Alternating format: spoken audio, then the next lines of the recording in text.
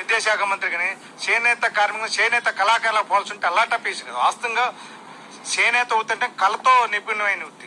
కళాకారుడిగా వర్ణించినటువంటి ఎంతో సంతోషించాం. అలానే కాకుండా ఈరోజు చేనేత మగ్గ పరిశ్రమ దెబ్బతింటా ఉంది, చేనేత రంగం కుదిరెత్తా ఉంది. విదేశ బట్టలు మిల్లు మీద తయారయ్యే బట్టలు రావటం వల్ల చేనేత వస్త్రాలు నాశనం అవుతాయి. చేనేత వస్త్రాలకి మరమగ్గాలకు కానీ ఇళ్లలో వేసే మరగాలకు కానీ 500 ఇంటికి 2 ఇంటికి కరెంటు ఫ్రీ ఇటువంటి అల్లాటా విషయం కదా. గతంలోనే మేము వైసీపీ ప్రభుత్వం ఉన్నప్పుడు మేము ఆదుకున్నాం చేనేత కార్మికులు అని చెప్పి జగన్మోహన్ రెడ్డి మాట్లాడుతున్నాడు. వాస్తవంగా జగన్మోహన్ రెడ్డి చాలా ఆదుకున్నాడు. చేనేత కార్మికులు రావాల్సింది చేయకుండా, ఇవ్వాల్సిన మదుగు సలపాలు ఇవ్వకుండా మనిషికి 10,000 చదువుకున్నట్టే సరిపోతుంది. చేనేత 5 ఏళ్ళ నోట్లోకి వెళ్ళటం కోసం ఉపాధి అవకాశాలు మెరుగుపరచాలి తప్ప సంవత్సరం మొత్తం మీద 10,000 ఆదుకున్నట్ట.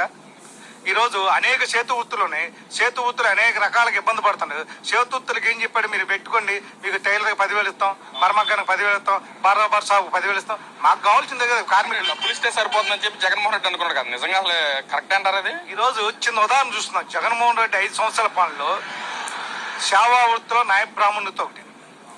ఈ న్యాయ బ్రాహ్మణుతో జగన్మోహన్ రెడ్డి ప్రభుత్వం చెందా కార్పొరేట్ చెల్లెలు ఎన్ని అభివృద్ధి అయినాయి అంటే, చిన్న ఏదైతే సెలూన్ షాపులో పొట్టలు కొట్టే పెద్దవాళ్ళకి అవకాశాలు ఇవ్వటమా? ఇదే జగన్మోహన్ రెడ్డి అభివృద్ధి చేయటం అంటే? జగన్మోహన్ రెడ్డి ఖచ్చితంగా చేయాల్సిందేంటి, 10,000 సెలూన్ షాపులకు 10,000 ఇవ్వటం కదా. ఏదైతే ప్రభుత్వ కాంప్లెక్స్ లో తక్కువ రేట్లకి న్యాయ బ్రాహ్మణులకు షాపులు కేటాయించాలి, న్యాయ బ్రాహ్మణులు వృత్తి ప్రోత్సహించాలి, న్యాయ బ్రాహ్మణుల కుటుంబాలు చదువుకోవడం అంటే ఎలాంటి షరతుల్లో లోన్లు ఇచ్చి వాళ్ళు పోషించాలి.